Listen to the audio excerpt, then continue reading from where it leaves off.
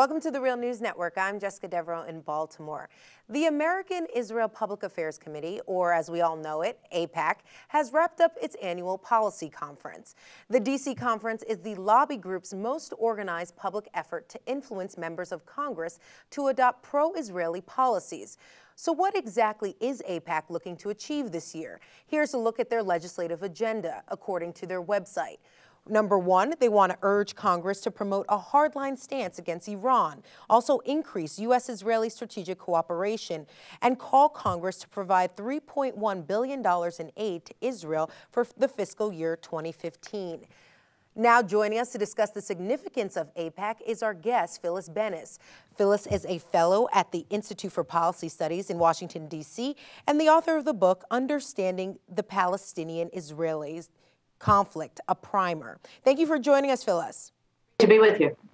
So, Phyllis, although the boycott movement was not on the legislative agenda of AIPAC, it did come up in the conference. And I just want to play a clip of Secretary of State John Kerry and what he had to say about it.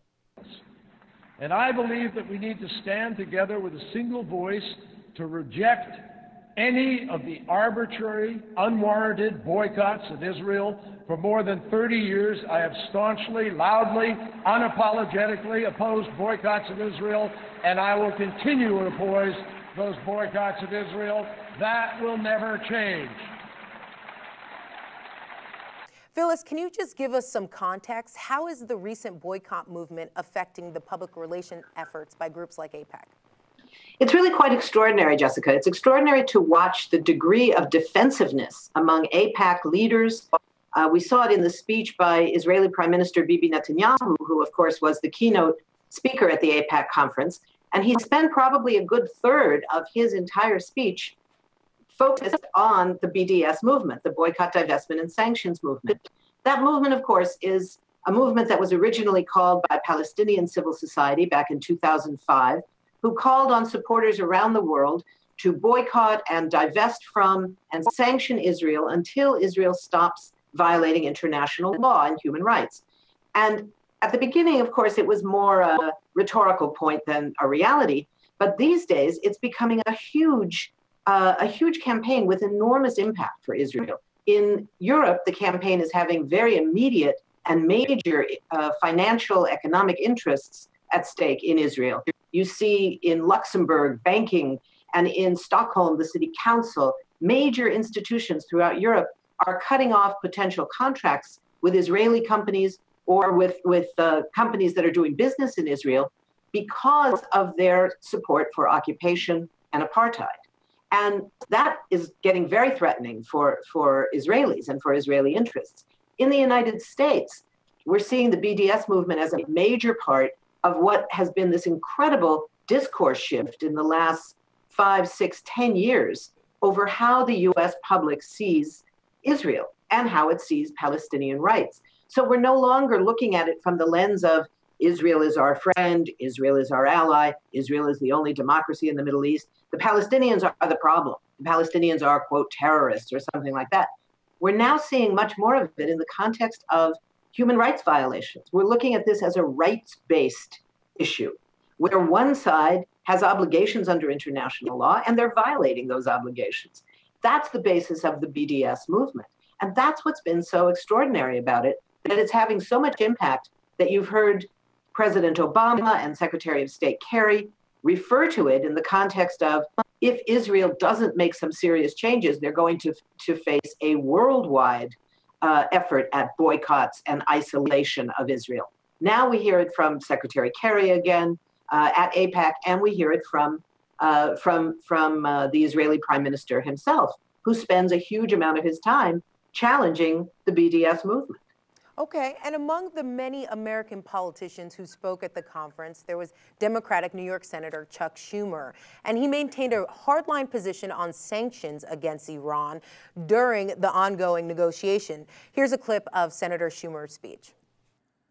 But just because tough sanctions are the very thing that brought Iran to the table, we must keep tough sanctions in place until Iran agrees to give up nuclear weapons. The only way The only way that Iran will voluntarily give up nuclear weapons is if they know that tougher and tougher sanctions will be put in place until they do.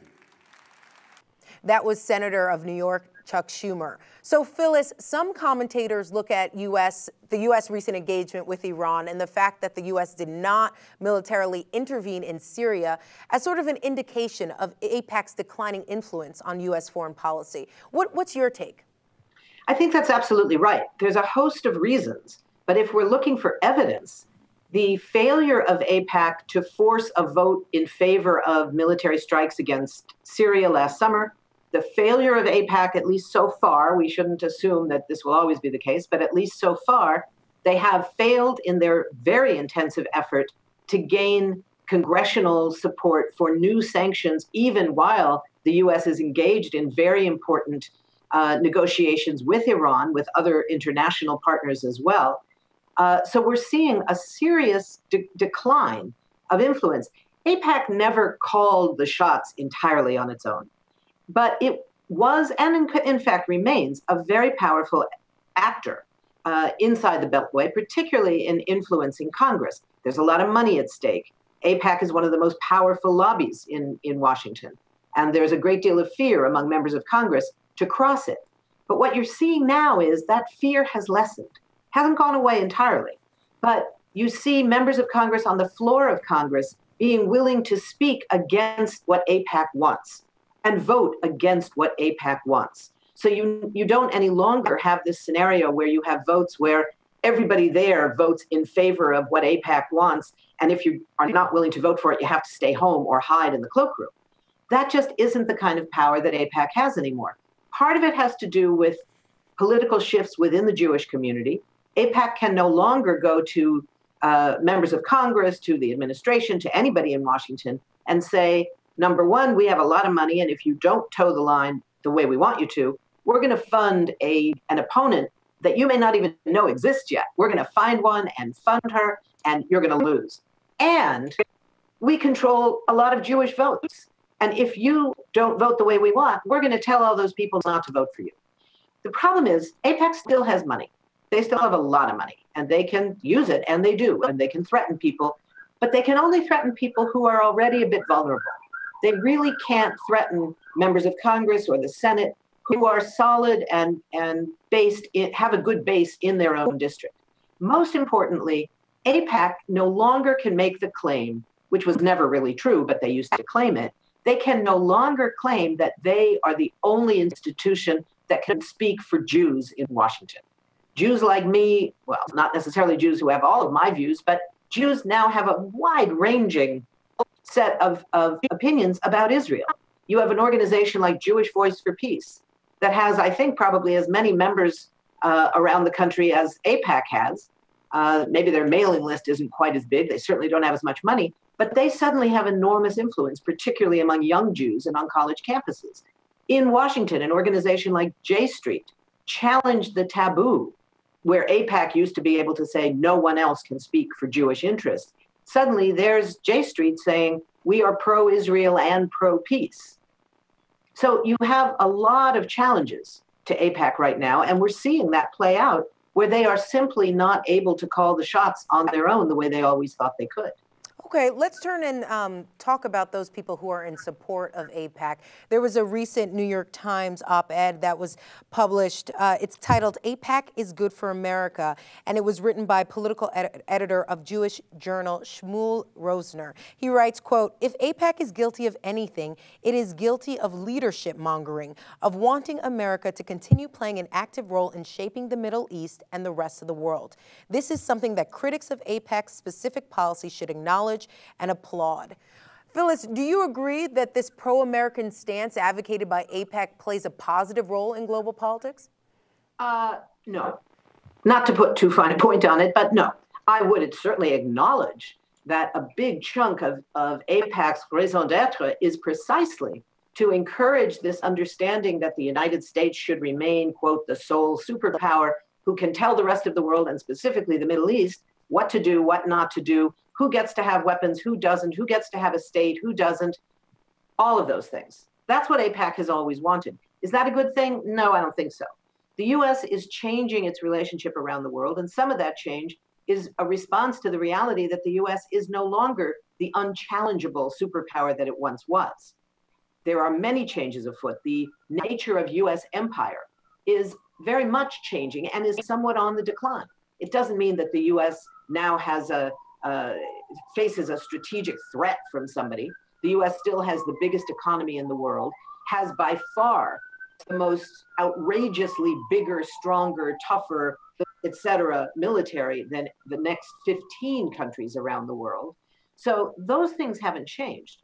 But the idea that the US is still the post-Cold War winner who could call the shots, stand like the Colossus of Rhodes astride the world, that just ain't happening anymore.